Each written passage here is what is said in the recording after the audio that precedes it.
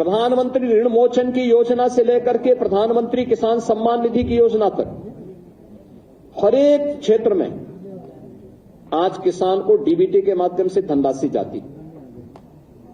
देश में आज के दिन पर प्रधानमंत्री किसान सम्मान निधि में 2,61,000 से अधिक किसानों को 80,000 करोड़ रुपए से अधिक की धनराशि डीबीटी के माध्यम से उनके खातों में गई है। प्रदेश के अंदर सिंचाई की क्षमता में व्यापक बढ़ोतरी हुई है। ये वही प्रदेश है वर्षों से जहां पर सिंचाई की परियोजनाएं लंबित पड़ी हुई थी।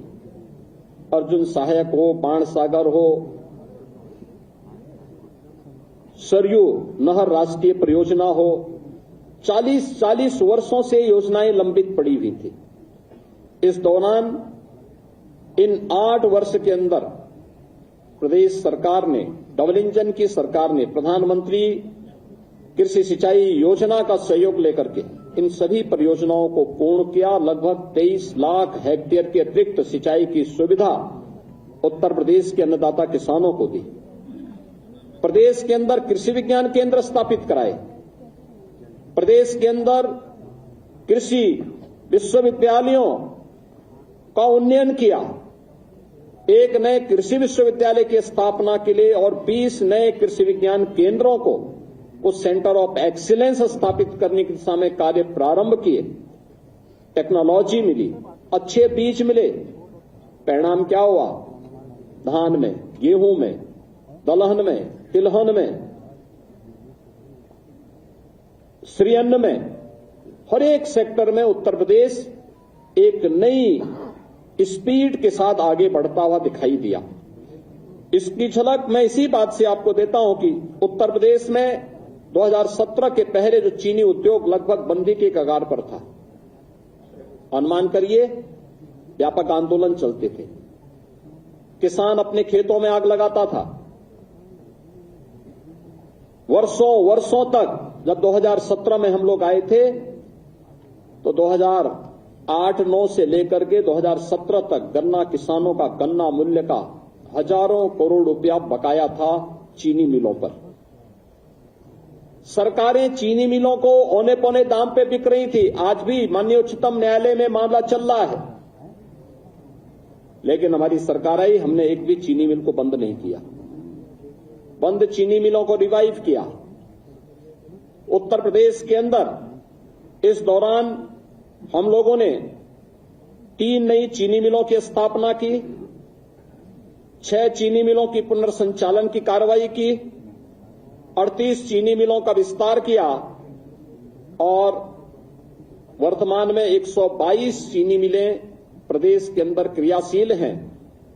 2017 से अब तक गन्ना किसानों को 2,80,000 करोड़ रुपए से अधिक का गन्ना मूल्य का भुगतान हुआ और यह पिछली सरकारों के 22 वर्ष के कार्यकाल की तुलना अगर इसे किया जाए, उन्होंने 22 वर्ष में जितना किया उतना हमारी डबल इंजन की सरकार ने मात्र 8 वर्ष में किया। उससे भी 60,000 करोड़ रुपए से अधिक की धनराशि गन्ना किसानों के खाते में उपलब्ध करवाने का काम किया।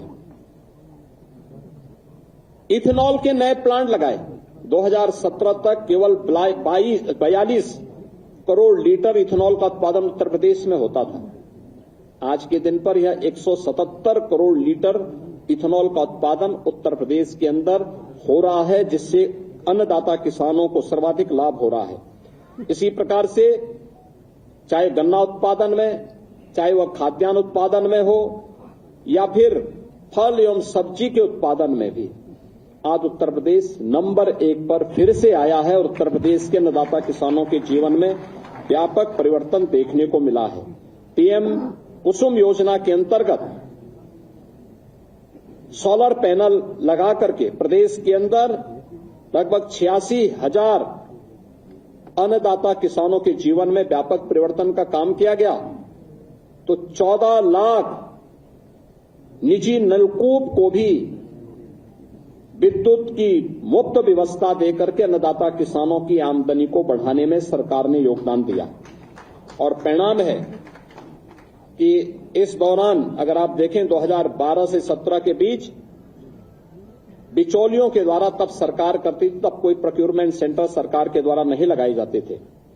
तब सरकार ने गेहूं का क्रय पे कुल पैसा खर्च किया था 12,808 करोड़।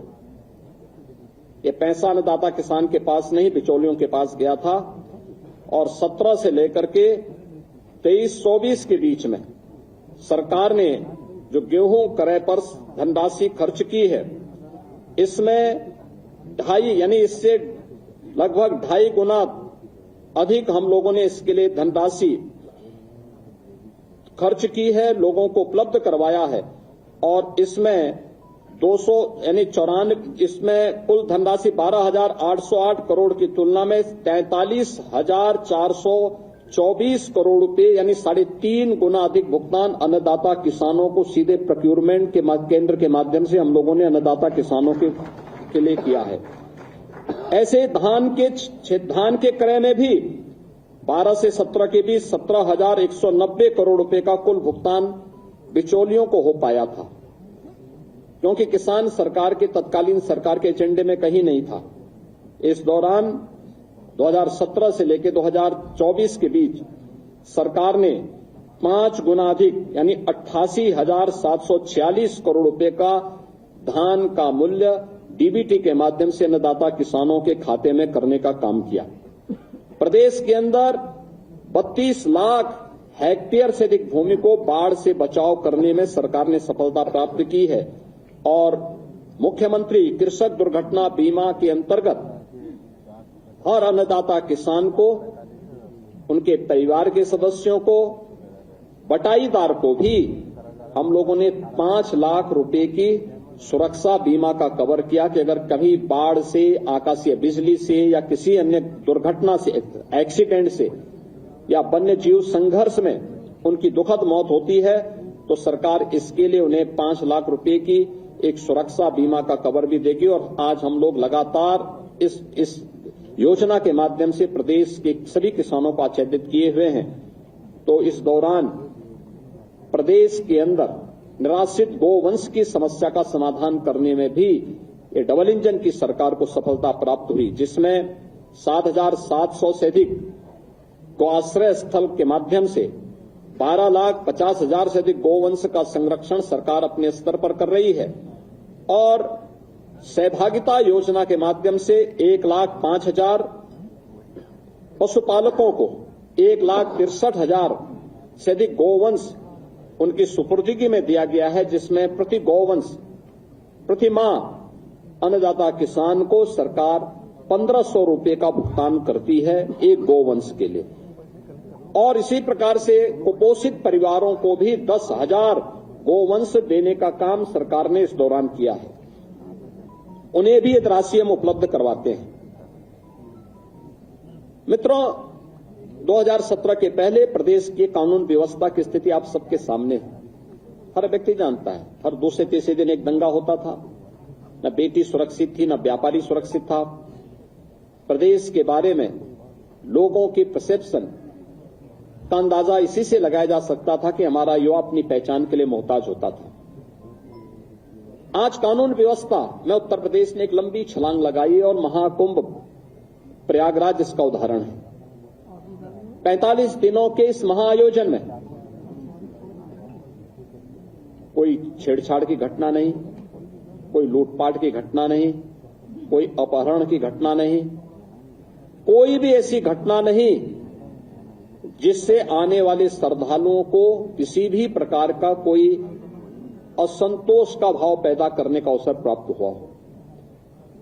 प्रदेश वही है, लेकिन इसके लिए जो एक व्यापक परिवर्तन हुआ है, इस व्यापक परिवर्तन का कारण है कि इन 8 वर्षों में सरकार ने व्यवस्थित तरीके से उत्तर प्रदेश पुलिस के बल को एक सिस्टम के साथ जोड़ा है।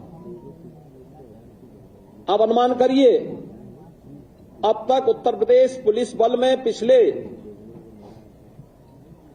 8 वर्ष में, जब 2017 में हम लोग आए थे, 1.5 लाख पुलिस कार्मिकों के पद खाली थे। सरकार की नियत पर जनता जनार्दन को भी और माननीय न्यायालय को भी संदेह था, क्योंकि भर्ती की प्रक्रिया पारदर्शी नहीं हो सकती थी, नहीं करते थे। लेकिन पहली बार हुआ जब पारदर्शी भर्ती की प्रक्रिया के माध्यम से सरकार ने 1,56,000 से अधिक पुलिस कार्मिकों की भर्ती, जो आज सेवा दे रहे हैं, उन्हें उत्तर प्रदेश पुलिस बल का हिस्सा बनाया है। और अभी हाल ही में 60,200 से अधिक पुलिस कार्मिकों की नई भर्ती भी संपन्न की है, जिन्हें कुछ ही दिनों के अंदर ट्रेनिंग की प्रक्रिया के साथ जुड़ने का अवसर प्राप्त होगा। यानी आप अनुमान कर सकते हैं कि 2,16,000 से अधिक केवल पुलिस कार्मिक अकेले उत्तर प्रदेश पुलिस बल में भर्ती हुए हैं। और ये भर्ती की प्रक्रिया के साथ साथ उत्तर प्रदेश में जब 17 में हम लोग आए थे, 10 जनपद ऐसे थे जहां कोई पुलिस लाइन नहीं थी। पुलिस के बैरक की स्थिति आप देख सकते थे, सब टूटे फूटे थे, कोई व्यवस्था उनके लिए नहीं थी। ट्रेनिंग मात्र 6,000 पुलिस कार्मिकों की ट्रेनिंग की क्षमता थी। आज उनके इंफ्रास्ट्रक्चर को बढ़ाया गया। सभी 10 जनपद जहां पे कोई पुलिस लाइन नहीं थी, या तो पुलिस लाइन का निर्माण पूरा किया गया, बल्कि पुलिस कुछ जगह निर्माण का कार्य पूरा किया या निर्माणाधीन है। हर जनपद में, हर थाने में पुलिस की अवस्थापना सुविधाओं के लिए बैरक का निर्माण किया गया।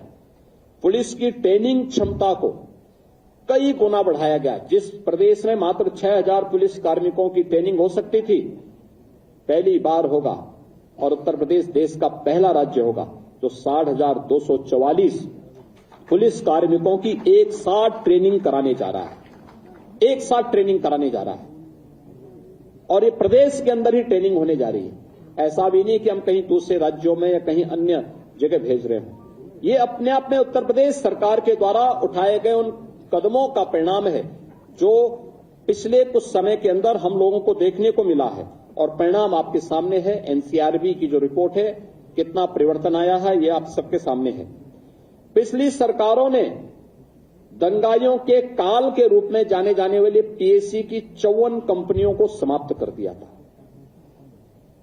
यानी उन्होंने एक व्यवस्था, एक साजिश की थी कि जब यहां पे